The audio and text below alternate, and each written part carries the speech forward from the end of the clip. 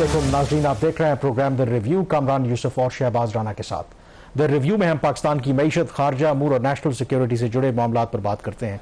आज तहरीक इंसाफ ने डी चौक इस्लामाबाद में एहतजाज की कॉल दे रखी है और जब तक हम ये प्रोग्राम रिकॉर्ड कर रहे हैं, खैबर पख्तूनख्वा से मुख्तलिफ जो काफिले वो इस्लामाबाद की तरफ रवा दवा हैं। दो के हुकूमत ने और विफाकी जो इंतज़ामिया है वाजे किया है कि वो किसी भी एहतजाज की इजाज़त नहीं देंगे इस्लामाबाद के अंदर। उसके बावजूद जो रुकावटें खड़ी की गई, चंद जो प्रोटेस्टर्स हैं वो डी चौक के पास पहुंचने में कामयाब हुए। हमने देखा कि वहां पर पुलिस ने फिर आंसू गैस का भी इस्तेमाल किया, कुछ लोगों को वहां पर गिरफ्तार भी किया गया। ये सब एक ऐसे मौके पर हो रहा है जब पाकिस्तान में आइंदा आने वाले दिनों में चंद अहम डेवलपमेंट्स हो रही हैं। 15 और 16 अक्टूबर को पाकिस्तान मेज़बानी कर रहा है शंघाई कोऑपरेशन ऑर्गेनाइजेशन के एक अहम इजलास का, जिसमें चीन, रूस समेत अहम जो ममालिक के लीडर्स हैं वो पाकिस्तान में आ रहे हैं। और जो आज बड़ी ब्रेकिंग खबर हमारे सामने आई कि 11 साल या 9 साल के बाद जो भारत के वज़ीर खारजा हैं वो पाकिस्तान के दौरे पर आ रहे हैं और वो भारत की नुमाइंदगी करेंगे। और शहबाज, ये जो डेवलपमेंट्स हो रही हैं, जो एक और खबर भी आई है कि ज़ाहिर है कि एक हाई प्रोफाइल इवेंट है, वीवीआईपी ऑब्वियसली पाकिस्तान में आ रहे हैं। तो आज से 17 अक्टूबर तक जो विफाकी हुकूमत ने फैसला किया है कि इस्लामाबाद की जो सिक्योरिटी है वो फौज के हवाले कर दी है।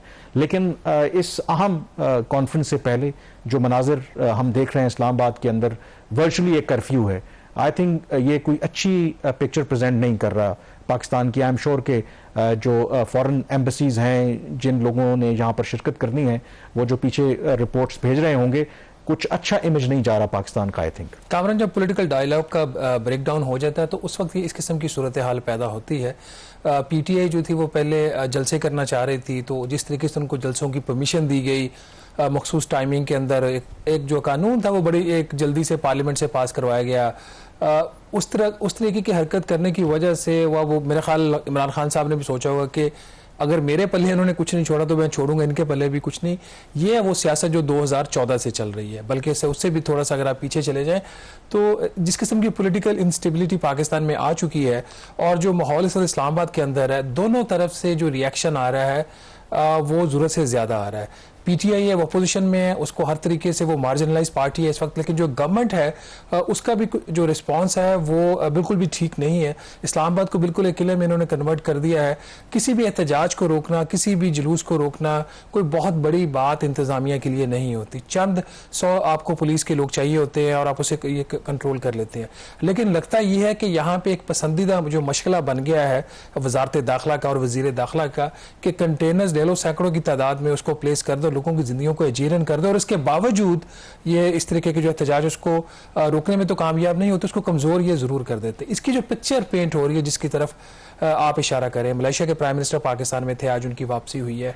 अगले चंद दिनों में चाइना के प्राइम मिनिस्टर पाकिस्तान आ रहे हैं और मुख्तलिफ जो गवर्नमेंट्स, उनके हेड ऑफ गवर्नमेंट्स आ रहे हैं। वज़ीर ख़ारजा इंडिया कह रहे हैं हम दुनिया को पैगाम क्या देना चाह रहे हैं। और ये गलती किसी एक साइड से नहीं है, गलती दोनों साइड से है। पोलिटिकल जो हीट है वो दोनों साइड से आ रही है, लेकिन ज़्यादा कसूरवार गवर्नमेंट इसलिए ठहराई जाती है।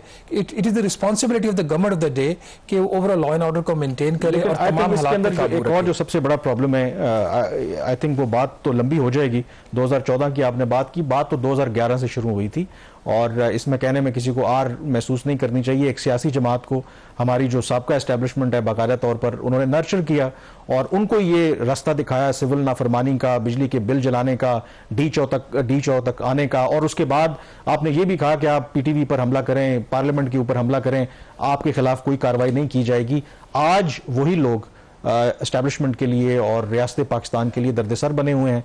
तो एक तो उन लोगों से भी पूछना चाहिए कि जिन्होंने ये सारा सिलसिला किया था, और दूसरा आई थिंक जो इम्पोर्टेंट बात है, ऐसा नहीं है कि पाकिस्तान के अंदर हमेशा से एक पावर स्ट्रगल रही है। मुख्तलिफ जो सियासी जमातें हैं उन्होंने वज़ीर अताब रही हैं एस्टैब्लिशमेंट के, लेकिन माजी में ये होता रहा कि बावजूद इसके कि सियासी जमातों के साथ, सियासी लीडरों के साथ ज़्यादतियाँ हुई, लेकिन एक चीज़ रही कि उन्होंने जब मुल्क का मफाद जब आया तो उसमें फिर उन्होंने थोड़ा सा अपने आप को स्टेप बैक किया। यहाँ पर मुझे लगता है कि गवर्नमेंट, बिल्कुल आप ठीक कह रहे हैं कि उनकी जिम्मेदारी बनती है, बिकॉज उनके हाथ में है बहुत सी चीज़ें, लेकिन जो तहरीक इंसाफ है, आई थिंक वो भी वो जो आप कहते हैं ना कि लाइंस वो ब्लर हो गई हैं, शायद उनको भी पता है कि हुकूमत इस वक्त मुश्किल सूरत हाल में है, SCO का इजलास करवाना है, शायद this is the best time कि हम गवर्नमेंट को ब्लैकमेल करें और शायद उससे हमें कोई रिलीफ मिल जाए, जो मुझे लगता है कि वो भी एक बेहतर हिकमत अमली नहीं है। सम टाइम आपको स्ट्रेटेजिकली स्टेप बैक भी करना पड़ता है, देखना पड़ता है कि कहां पर मुल्क के मफाद इंपॉर्टेंट है और कहां पर जो आपकी पार्टी का। तो ये SCO के इजलास में तो अभी 2 हफ्ते रहते हैं ना, वो तो 14 तारीख को आ रहे हैं चाइना के प्राइम मिनिस्टर, और 15 और 16 से SCO का इजलास हो रहा है, और उसमें उसी दौरान सारे जो आपके हेड ऑफ द गवर्नमेंट्स हैं या जो भी उनके रिप्रेजेंटेटिव्स हैं वो पाकिस्तान आएंगे। अभी जो इतनी चीजें हीट अप हो रही हैं, this is more related to अगर आपने कॉन्स्टिट्यूशनल अमीन गंडापुर का आज जब सुबह वो जब रवाना हो रहे थे या पेशावर हाई कोर्ट में वो पेश हुए थे, तो उन्होंने वहां पर जो स्टेटमेंट दिया है, उन्होंने कहा कि हम डी चौक पर जा रहे हैं और वापस तब आएंगे जब जेल में बैठे जो कैदी 804 इमरान खान हमें कहेंगे कि आप उठें। तो उनका जो प्लान है, अगर आपका तो 1 डे एहतजाज है, फिर तो आप करके बेशक वापस चले जाएं। अगर वो आकर वहां पर बैठ जाते हैं, धरना देते हैं, तो फिर अगेन एक बहुत बड़ी प्रॉब्लम होगी। 2014 में भी चीन के सदर का दौरा जो है वो मुलतवी हुआ था, तो इसलिए ऐसा नहीं है कि दूसरी तरफ से कोई उस तरह की लचक दिखाई जा रही है। खैर, ये जो हम बात कर रहे हैं, जो एक्सपेक्टेड आगे डेवलपमेंट्स हैं, जो SCO की हमने बात की, और उससे पहले जो चीन के प्राइम मिनिस्टर ने भी ऑफ कोर्स वो बायलैटरल विजिट भी करेंगे, लेकिन उससे पहले आई थिंक एक और भी नेक्स्ट वीक विजिट एक्सपेक्टेड है। सुना है कि सऊदी एक हाई पावर्ड डेलीगेशन को ट्रेड और इन्वेस्टमेंट के मिनिस्टर्स आ रहे हैं। इसके हवाले से भी जो हमारी बहुत सी तवक्कुआत हैं, आपको पता है कि SIFC के प्लेटफॉर्म के अंदर बात की जा रही थी को $70 अरब की इन्वेस्टमेंट की अगले 3 से 5 साल में, तो उसमें क्या डेवलपमेंट है? कोई फॉरवर्ड मूवमेंट हो रही है? 2 के 1.5-1.25 साल में तो कोई बड़ी पेशरफ नहीं हुई थी। कामरान, इस वक्त जो सऊदी अरेबिया से पाकिस्तान की एक प्रोजेक्ट के ऊपर बहुत एडवांस स्टेज के ऊपर बात चल रही है, वो रेकोडेक की जो माइंस है उसमें सऊदी इन्वेस्टमेंट की, उसके हवाले से इस हफ्ते भी कुछ मीटिंग्स हुई हैं।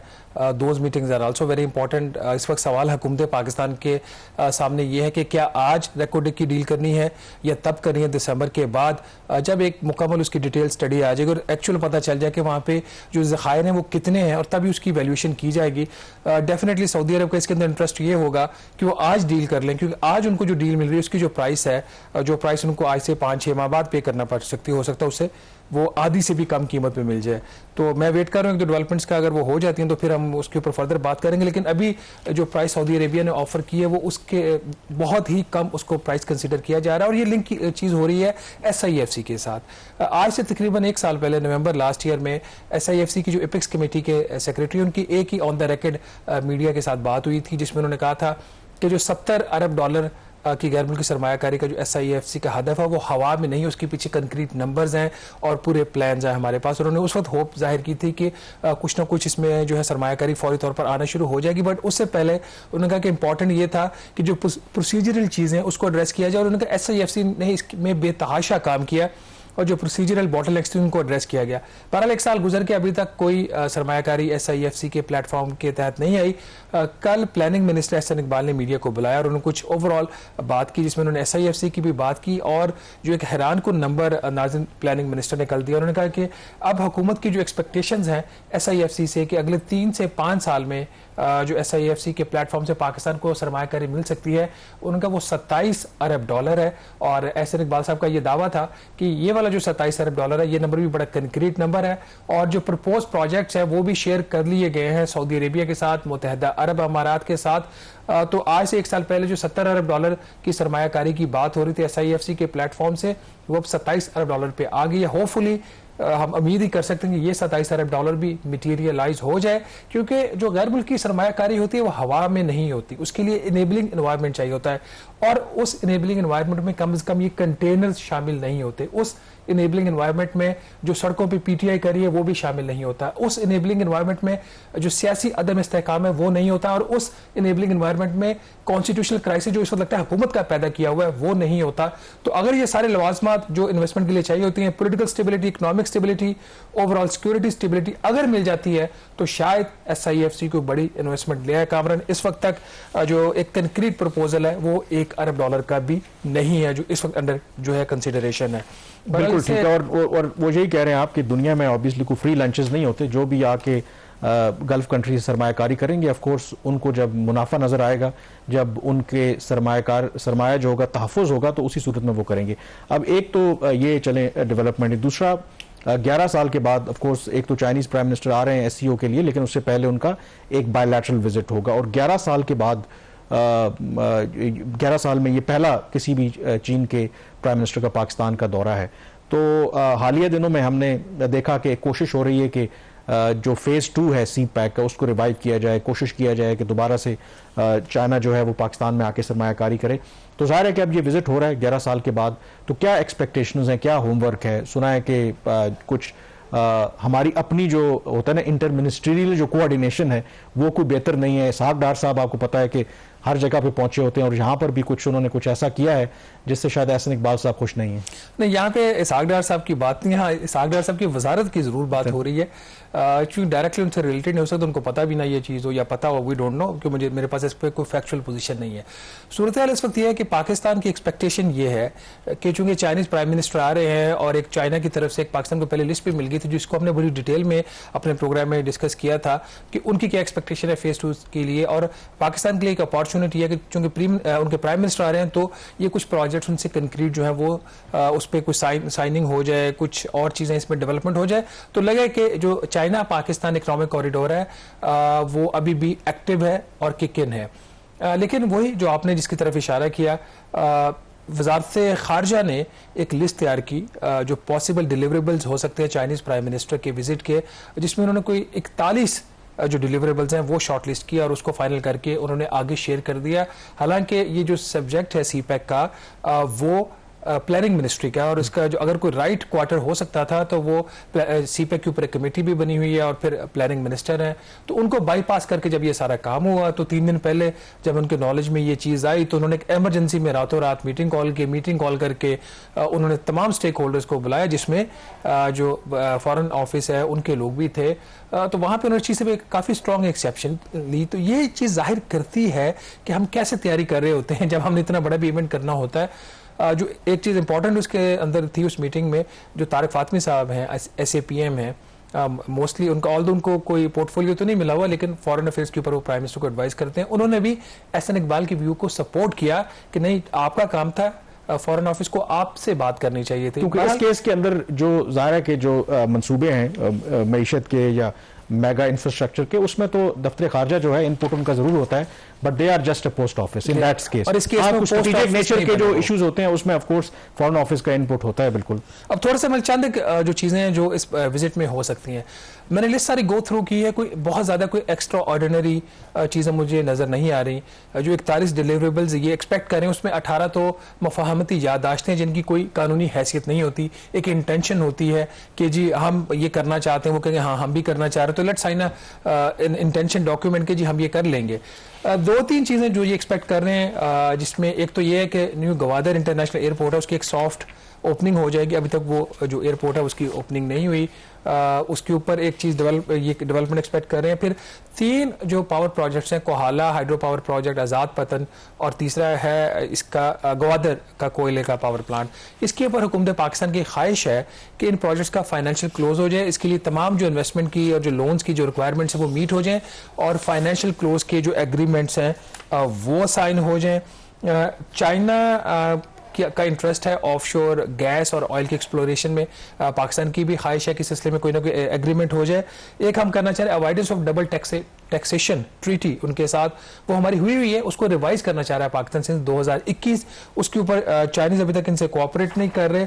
ML1 के ऊपर कोई एक्स्ट्रा ऑर्डिनरी एक्सपेक्टेशन इस दफ़ा भी नहीं है, ऑल्दो हुकूमत की ये ख्वाहिश है कि जो उसका एक कमर्शियल फाइनेंसिंग एग्रीमेंट है कम अज़ कम कराची से हैदराबाद का जो पोर्शन है उसका साइन हो जाए। अभी तक जो इकोनॉमिक अफेयर डिवीजन है उसने उसका जो ड्राफ्ट एग्रीमेंट है वो चाइना के साथ शेयर नहीं किया। अगर वो चाइना के साथ शेयर हो जाता है और चाइनीज उस पर एग्री कर लेते हैं तो कमर्शियल फाइनेंसिंग एग्रीमेंट सिर्फ हो सकता है कराची से हैदराबाद का। ऑल्दो वैसे तो पहले हुकूमत की ख्वाहिश थी कि पूरा ही प्रोजेक्ट हो जाए 1842 किलोमीटर का, फिर प्राइम मिनिस्टर ने कहा कम से कम कराची से मुल्तान कर दें, उसके ऊपर भी चाइनीज नहीं मान रहे, इसलिए कि पाकिस्तान की जो इकोनॉमिक कंडीशन है और उसका जो कर्ज है वो मजीद इतना बड़ा, कोई $3.5 अरब का कर्जा भी नहीं ले सकता, पूरा प्रोजेक्ट तो $7 अरब का है। एक करेंसी स्वैप एग्रीमेंट नाजरीन हो सकता है स्टेट बैंक ऑफ पाकिस्तान और जो चाइनीज सेंट्रल बैंक है उनके दरमियान, ये एग्रीमेंट इसके होने के काफ़ी ज़्यादा चांसेस हैं। एक हुकूमत पाकिस्तान जो डंकी मीट है उसकी एक्सपोर्ट के लिए एक प्रोटोकॉल साइन करना चाह रही है। ये चंद एक बड़ी चीज़ें हैं जो शायद हो जाए। एक कराक्रम हाईवे के लिए एक लोन एग्रीमेंट पाकिस्तान करना चाह रहा है $2 अरब का, वो भी हमारी एक विश लिस्ट के अंदर शामिल है। लेकिन इंपॉर्टेंट बात यह है कि हम चाइना से तो बाद में एक्सपेक्ट करेंगे, पहले हमारा अपना जो होमवर्क है क्या वो मुकम्मल है, क्या वजारत खारजा, planning ministry, prime minister office एक ही वक्त में एक दूसरे से बात कर रहे होते हैं, यहाँ पे फिर टफ वॉर है वो चल रही होती है। बहरहाल ये डेवलपमेंट इस पे फर्दर भी हम आपको बताते रहेंगे। हतमी तौर पर ये लिस्ट अभी फाइनल नहीं है कि क्या हम एक्सपेक्ट करेंगे चाइना से और क्या हो सकता है और क्या नहीं हो सकता। यहाँ पे छोटी सी ब्रेक लेंगे, ब्रेक के बाद जब वापस आएंगे तो बात करेंगे मिडिल ईस्ट की। स्टे विद अस।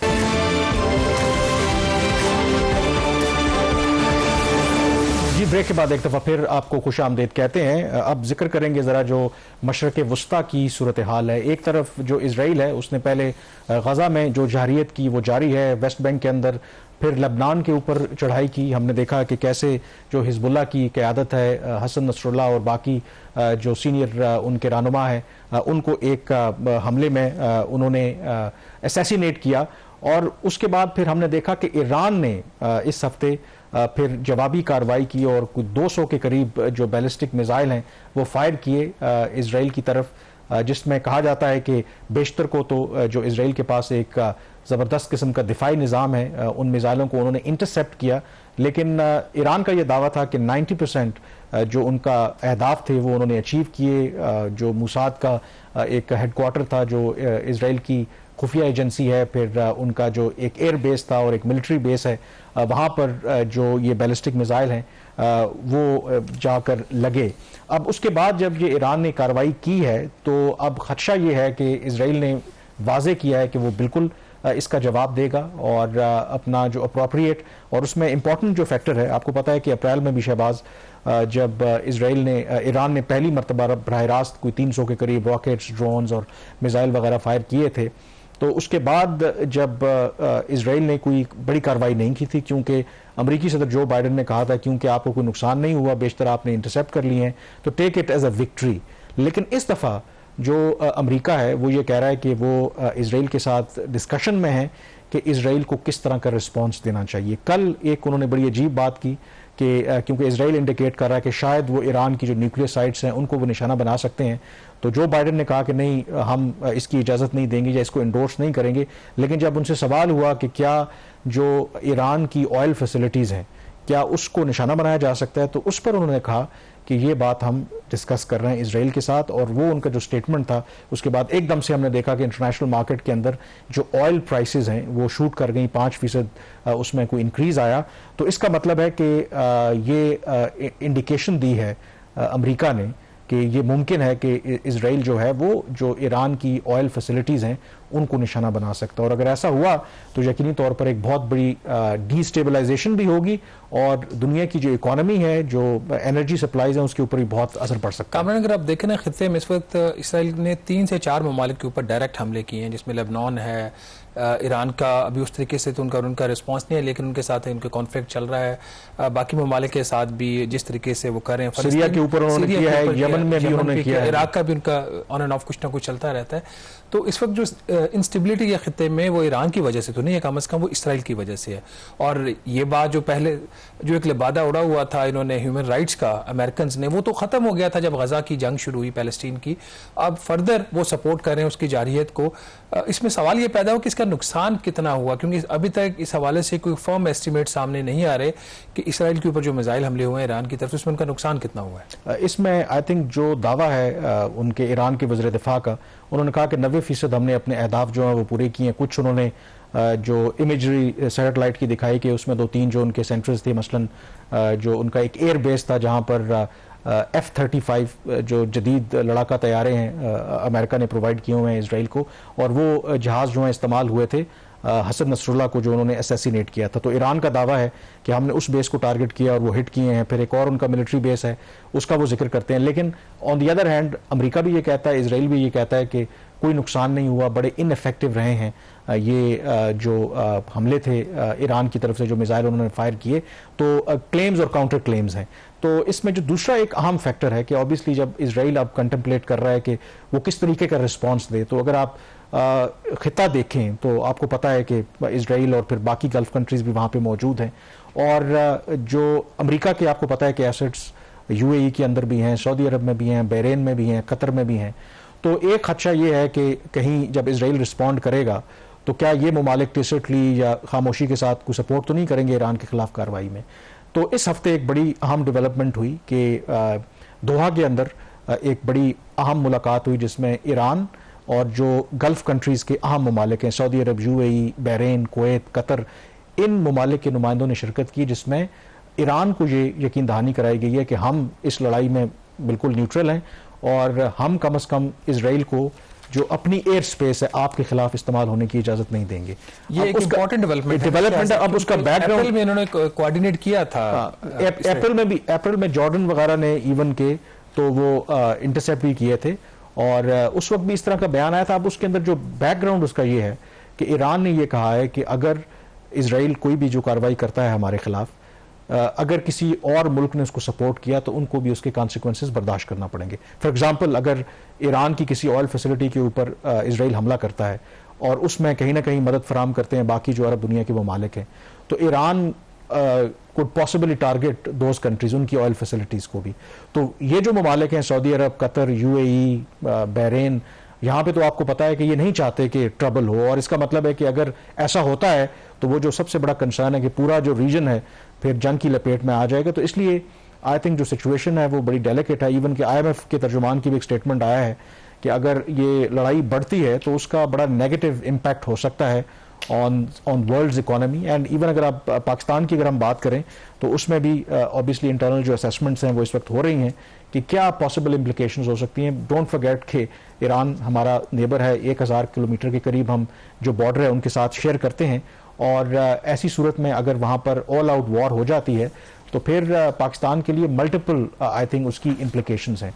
और I think given the fact कि अभी हमें IMF का प्रोग्राम मिला है और कुछ पॉजिटिव जो आप कह सकते हैं कि पाकिस्तान की मैशत के बारे में एक सेंटिमेंट्स भी आ रहे हैं। मसलन जो पाकिस्तान में IMF के जो चीफ हैं, स्टेशन चीफ, उनकी तरफ से भी एक बयान आया कि अगर करंट गवर्नमेंट कंसिस्टेंट रहे और रिफॉर्म्स करती रही तो इट इज़ पॉसिबल कि ये पाकिस्तान का आखिरी IMF प्रोग्राम हो। वो तो खासतौर की बात कल के प्रोग्राम में बात मैं ये कह रहा हूँ कि अगर फर्ज करें बहुत कुछ चीज़ें हैं जो आपके कंट्रोल में है, लेकिन ये जो अब रीजन में सिचुएशन डेवलप हो रही है, it is not in Pakistan control. अगर कोई वहाँ पे लड़ाई जंग शुरू होती है, एनर्जी सप्लाईज की डिस्ट्रप्शन होती है, बड़ा कोई प्रॉब्लम होता है, तो फिर उसके जो इश्यूज हैं वो फिर हमारे लिए बड़े सीरियस हो सकते हैं। देख लेते हैं, ब्रीफली बात हो सकती है इसके ऊपर। इस वक्त जो ओवरऑल गल्फ में सिचुएशन है उसकी वजह से जो पाकिस्तान इमिग्रेंट्स हैं यहाँ पे, हमारे जो वर्कर्स लोग गए हुए हैं वहाँ, उनको काफ़ी मसाइल का सामना करना पड़ रहा है, नंबर 1। और फ्यूचर में वो मजीद इस किस्म की जो इमिग्रेशन को वो गल्फ कंट्रीज इनकरेज नहीं कर रहे। और पाकिस्तान की बहुत बड़ी रिलायंस है जो वहाँ से हमें तरसीलात ज़र आती हैं, उसकी वजह से हम काफ़ी हद तक अपने करंट अकाउंट को रिलेटिव टर्म्स में स्टेबल करने की पोजीशन में आ चुके हैं। अगर उसको कोई हिट पड़ती है, गल्फ में लड़ाई होती है, जाहिर सी बात है वहाँ पे कारोबार भी मुतासर होंगे, बिजनेसेस मुतासर होंगे, तो एक इम्पैक्ट ये है। दूसरा जो इसका हमारा अगर हमने देखा हो ना 2 माह के अभी तक नंबर्स आए और करंट अकाउंट का खसारा जो है हमारा ऑलमोस्ट नेग्लिजिबल है। उसके अंदर एक बहुत बड़ा जो फैक्टर है, आपकी जो आलमी मंडी में तेल की कीमतें हैं वो कम होती रही हैं और जिसकी वजह से हुकूमत पाकिस्तान को भी मौका मिला। आपने देखा पिछली जो 4-5 अनाउंसमेंट्स आई हैं उसमें तेल की कीमतें अच्छी खासी कम की है इन्होंने। तकरीबन पेट्रोल आपका 17% या 13% सस्ता है compare to the September last year. तो अगर ये जो अभी गल्फ की सिचुएशन बन गई, आपका जो ब्रेंट क्रूड है वो $74-75 के ऊपर फिर ट्रेड कर रहा है, तो उसका नुकसान फिर ये जो आपके करंट अकाउंट की स्टेबिलिटी है उसके ऊपर आएगा, महंगाई के ऊपर आएगा, फॉरेन रेमिटेंसेस के ऊपर आएगा। तो एक चेन रिएक्शन पाकिस्तान को भी फेस करना पड़ सकता है। जिससे हमने पहले सेगमेंट में जो डिस्कस किया था कि हम चाह रहे हैं कि SIFC के प्लेटफॉर्म के नीचे पाकिस्तान में बिलियंस ऑफ डॉलर्स की सरमायाकारी आए और खुदा न खास्ता अगर गल्फ में बड़ी जंग छिड़ती है और ये ममालिक उसमें शामिल हो जाते हैं तो फिर जाहिर है कि जो तरजीहात हैं इन ममालिक की वो भी बदल जाएंगी। तो इसीलिए आई थिंक पाकिस्तान ने पब्लिकली भी ये स्टेटमेंट दिया है कि पाकिस्तान चाहता है कि फौरी तौर पर डी एस्केलेशन होनी चाहिए। यहाँ पर ब्रेक लेंगे, ब्रेक के बाद हमें सेनेटर मुशाहिद हुसैन सैयद ज्वाइन करेंगे और उनसे हम एक तो जो चीन के प्राइम मिनिस्टर का अपकमिंग विजिट है उस पर, और फिर जो मिडिल ईस्ट की बदलती सूरत हाल है उस पर बात करेंगे। जी, ब्रेक के बाद एक दफ़ा फिर आपको खुश आमदेद कहते हैं। हमें ज्वाइन किया स्काइप पर सेनेटर मुशाहिद हुसैन सैयद साहब ने, सीनियर पॉलिटिशियन है, and more importantly middle East की सूरत हाल हो या पाक चाइना कोऑपरेशन हो, उसके हवाले से बहुत नॉलेज है उनके पास और गहरी नज़र रखते हैं। तो मुशाहिद साहब, बहुत शुक्रिया प्रोग्राम में ज्वाइन करने के लिए। पहला सवाल मैं आपसे ये करना चाहूँगा कि 11 साल के तवील अरसे के बाद हम देख रहे हैं कि चीन के प्राइम मिनिस्टर पाकिस्तान के दौरे पर आ रहे हैं। SCO के इजलास में तो वो शिरकत करेंगे, लेकिन उससे पहले उनका एक बायलैटरल विजिट होगा। So how do you see this? अस्सलाम वालेकुम जी, राना साहब और कामरान साहब और आपके व्यूअर्स को बड़ा अस्सलाम वालेकुम। और ये बड़ी खुशाइंद बात है, बड़ी अहम विजिट है, क्योंकि प्राइम मिनिस्टर वेन जियाबाओ के बाद 11 साल के बाद ये आ रहे हैं ली चियांग, जो नए वजीर आजम है चीन के। और आपको याद होगा कि लास्ट विजिट जो टॉप विजिट थी चाइना की, वो 2015 में शी जिनपिंग जो सदर है उनकी थी 7 साल पहले। तो ये विजिट बड़े इंपॉर्टेंट टाइम पर आ रही है, जिसमें इस पूरा खिता हिला हुआ है जियोपॉलिटिक्स के हवाले से। ईरान, इजराइल, फिर अभी ब्रिक्स में अनाउंस कर दिया है, अर्दोगान साहब भी जा रहे हैं, कजान की कॉन्फ्रेंस में ब्रिक्स में आ रहे हैं। फिर आज रशिया ने अनाउंस कर दिया है कि वो तालिबान को, अफगान तालिबान हुकूमत से मामूल के रिश्ता कायम कर रहे हैं। तो ये बड़ा खिता हिला हुआ है और इंडिया का भी फैक्टर है। तो हमारे लिए इसकी 2-3 अहमियत है। एक तो ये है कि सीपैक को रिवाइव करने के लिए, सीपैक को आगे ले जाने के लिए। दूसरा जो हमारा सिक्योरिटी ताउन है चाइना के साथ, और चाइना के जो खदशात रहे हैं जो चीनी हजरात पाकिस्तान में है प्रोजेक्ट्स के हवाले से, उस हवाले से है। और तीसरा ये है कि जो ओवरऑल हमारा रिव्यू होगा, क्योंकि अभी 1 महीने के बाद अमेरिकन प्रेसिडेंशियल इलेक्शंस भी हैं, तो हमारी एक चाइना के साथ स्ट्रेटेजिक हम आहंगी है, इलाकाई सूरत हाल के हवाले से भी और आलमी सूरत हाल के हवाले से भी। तो इसमें बायलैटरल कंपोनेंट भी है, रीजनल भी है, और जरूर मेरे ख्याल में पाकिस्तानी साइड तो इशू उठाएगा अफगानिस्तान का भी, क्योंकि चीन का काफी गहरा असर है अब काबुल में पाकिस्तान से ज्यादा, कि हमारे कुछ मामलात अफगान तालिबान हुकूमत से तय करें, खास तौर पे जो दहशतगर्दी का इशू है। तो ये बड़ा अहम दौरा है। अच्छा मुशाहिद साहब, आपने बिल्कुल सही फरमाया, इसकी 3 डायमेंशन सामने नजर आ रही हैं, रीजनल, इंटरनेशनल, सिक्योरिटी और सीपैक। तो इसकी जो टाइमिंग है इसको तो कोई डिनाई नहीं कर सकता। क्या हम तैयार हैं? क्या हमें इस बात का एहसास है as a government of Pakistan कि ये बहुत ही अहम दौरा है, 11 साल के बाद हो रहा है, और सीपैक जो स्लो हुआ था उसको हम किक इन भी कर सकते हैं? क्या हमारी तैयारी मुकम्मल है, या एज यूजुअल तवक्कुआत बहुत ज्यादा हैं और ग्राउंड के ऊपर शायद हम कुछ डिलीवर ना कर सकें? मैं आपको, क्योंकि आपने सवाल किया, तो मैं फ्रैंकली कहता हूं, मैं समझता हूं हमारी तैयारी मुकम्मल नहीं। तैयारी का ताल्लुक तरजीहात से भी होता है। आज तारीख है 4 या 5 तारीख, 4 तारीख, दौरा 10 दिन के बाद हो रहा है। तो अभी इस वक्त जब आप और हमारी गुफ्तगू हो रही है, तो इस वक्त इस्लामाबाद में जंग तो खैर ईरान इजराइल की हो रही है, लेकिन मैदान जंग इस वक्त इस्लामाबाद में लगा हुआ है। तो आप देख लें कि सियासी तनाव है हमारा, फिर एक और जंग है पार्लियामेंट और जुडिशरी के दरमियान, और एक और चीजें। तो हमारी तरजीहात तो मेरे ख्याल में पता नहीं कहां पहुंची हुई हैं।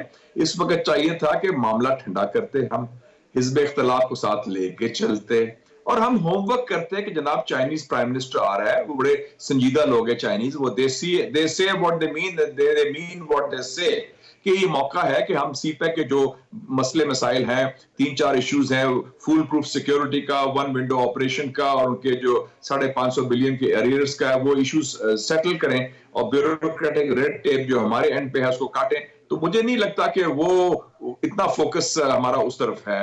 आई एम सॉरी टू से, हम अपने जो अंदरूनी दाखिली मसाइल जो है, कई जो महीनों से बरसों से चल रहे हैं, हम उसमें फंसे हुए हैं। I am sorry to say, we don't look at the big picture unfortunately. अच्छा मुशाहिद साहब, गिवन कि आपने बिल्कुल एक रियलिस्टिक पिक्चर वो प्रेजेंट की है, ऑब्वियसली जो चाइना है ऑफ कोर्स पाकिस्तान का ट्रस्टेड दोस्त है, लेकिन कोई भी इवन आपका दोस्त भी हो मौजूदा सूरत हाल में वो रिस्क नहीं लेंगे। तो गिवन द करंट जो आपने पॉलिटिकल इन्वायरमेंट है, सिक्योरिटी की जो सिचुएशन है चाइनीज़ को वो भी बहुत बड़ा कंसर्न है, तो मिनिमम इस सिचुएशन में हम क्या अचीव कर सकते हैं? कितना ये जो विजिट है बेनिफिशियल हो सकता है पाकिस्तान के लिए? उसमें देखें जी, अगर आपका होमवर्क पूरा है कि नहीं, अब we have to go beyond the इंशाल्लाह। हमने कहा कि इंशाल्लाह शी जिनपिंग को कहा कि हम सिक्योरिटी बेहतर करेंगे। फिर हमने ली चियांग, जब हमारे प्राइम मिनिस्टर गए थे पिछले साल, इसी प्राइम मिनिस्टर को मिले थे, इन्होंने भी अपनी स्टेटमेंट में कहा सिक्योरिटी इश्यूज का है। फिर हमारे वजीर दाखिला ने चाइनीज मिनिस्टर को एश्योर किया है, चाइनीज एम्बेसडर को एश्योर किया कि हमारे नया सिस्टम बनाया फुल प्रूफ सिक्योरिटी का। तो वो हम चाइनीज से शेयर करें कि जनाब अब आइंदा कोई वाकयात नहीं होंगे। चाइना की investment Congo, democratic Republic of Congo में भी है, नाइजीरिया में भी है जहां खाना जंगी हो रही है, बोको हराम है, कॉन्गो में 3 किस्म के गुरिल्ला इंसर्जेंसी है, लेकिन एक चाइनीज नहीं किया। उनकी सेफ्टी है, सिक्योरिटी है, और उसके अलावा जो ब्यूरोक्रेटिक रेड टेप है वो हमने, जो हमारा बड़ा कैजुअल अप्रोच होती है कि जैसे ML1 का भी कभी 1 step forward 2 step back, strategic clarity से चलें, ठक ठक ठक के जनाब ये तरजीहात हैं, इनको लेके चलना है, 1 विंडो ऑपरेशन है, और ये SIFC भी हमने बनाया है, इसको भी साथ लेके चलना है। तो ये मैन मेड प्रॉब्लम है, कोई बाहर से कोई कुदरती आफत तो नहीं आई ना, ये हमारे हाथ में है। तो हम ये कंट्रोल कर सकते हैं। आप हमारे साथ ही रहेगा, ब्रेक पे जाएंगे, ब्रेक के बाद जब वापस आएंगे तो आपसे पूछेंगे नाइट सिक्योरिटी कंपनी का एक आइडिया दिया था चाइना ने, क्या वो पाकिस्तान को एक्सेप्टेबल होगा या नहीं? Stay with us. जी, ब्रेक के बाद एक दफ़ा फिर आपको खुश आमदीद कहते हैं। सेनेटर मुशाहिद हुसैन सैयद हमारे साथ मौजूद हैं।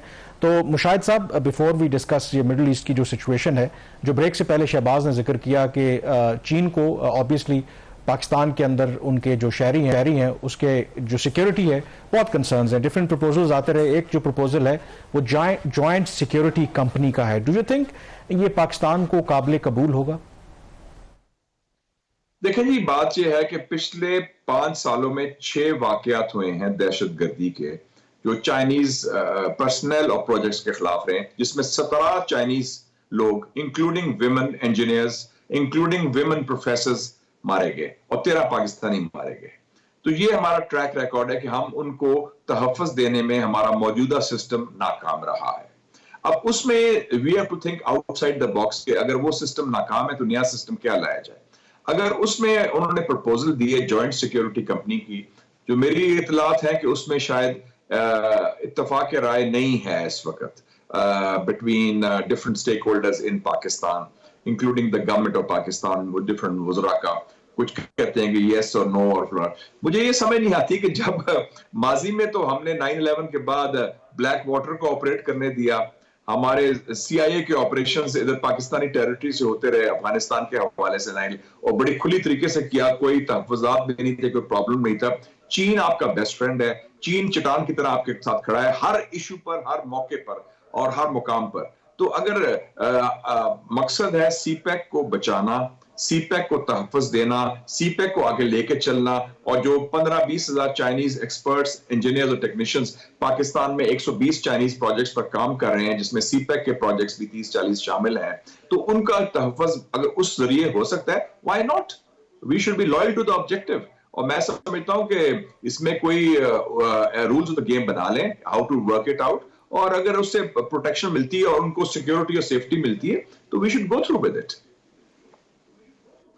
बिल्कुल ठीक। अच्छा मुशाहिद साहब, अब थोड़ा सी बात कर लेते हैं मिडिल ईस्ट की। ईरान का हमला क्वाइट अनप्रेसिडेंटेड इन इटसेल्फ, आप इसको कैसे देखते हैं, और डू यू थिंक इसराइल जो है वो रिस्पॉन्ड करेगा? ऑल्दो ईरान की तरफ से ये रिटेलिएशन थी, उन्होंने इसको इनिशिएट नहीं किया था।